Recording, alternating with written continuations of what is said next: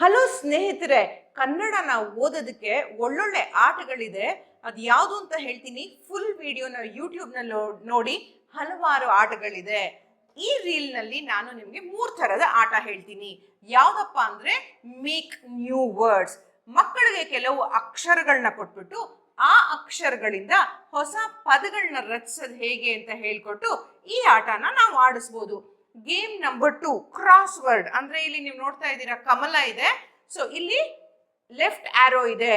So ಇಲ್ಲಿ ಖಾಲಿ ಚೌಕದಲ್ಲಿ ಮಕ್ಕಳು 3 ಅಕ್ಷರ ಅಥವಾ ಸ್ವರನ ಬರೆದು ಕಮಲ ಅಂತ ಗುರುತಿಸಬೇಕು. ಹೀಗೆ ಅನೇಕ ಚಿತ್ರಗಳಿದೆ, ಆರೋ ಮಾರ್ಕ್ ಇದೆ. ಇದರ ನೆರವಿಂದ ಮಕ್ಕಳು ಪಿಕ್ಚರ್ ರೀಡಿಂಗ್ ಮಾಡಿ ಇಲ್ಲಿ ಪದಗಳನ್ನ ಬರೆದು ಅಭ್ಯಾಸ ಮಾಡಬಹುದು. ನೆಕ್ಸ್ಟ್ ಯಾವುದು ಅಂತಂದ್ರೆ ರೀಡ್ ಅಂಡ್ ಆಕ್ಟ್.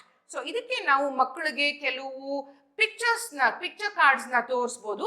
ಇಲ್ಲ ಅಂದ್ರೆ ವರ್ಡ್ ಕಾರ್ಡ್, ಮಕ್ಕಳಿಗೆ ಓದೋದಕ್ಕೆ ಬರುತ್ತೆ ಅಂದ್ರೆ ಸಾರಿ ಅಳಿಸೋಗಿದೆ, ಈ ತರ ವರ್ಡ್ ಕಾರ್ಡ್ ಕೂಡ ತೋರಿಸಿ ಈ ತರ ಆಕ್ಟ್ ಮಾಡಿ ಅಂತ ಹೇಳಿದಾಗ ಮಕ್ಕಳು ಸಿಂಪಲ್ ಆಗಿ ಬಾವ್ ಬಾವ್ ಅಂತ ಹೇಳಿ ಈ ತರ ಒಂದು ಆಕ್ಟ್ ಮಾಡ್ಬೋದು.